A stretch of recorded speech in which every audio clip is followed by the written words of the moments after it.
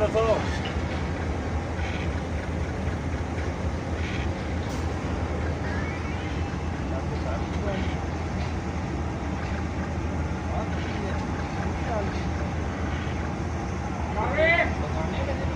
ਜਾਵੇ ਐਸਾ ਜਾਣਦਾ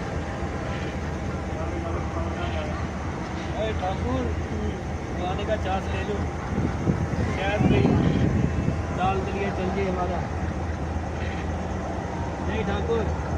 मुक्ति ले अपनी जिंदगी अब आया है अब क्या फायदा नहीं ठाकुर अब भी नहीं हमारी चलेगा तेज की डोर का हाथ करा है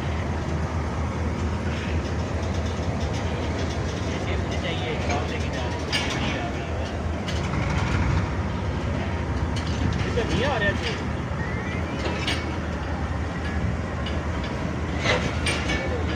पूरा कर पूरा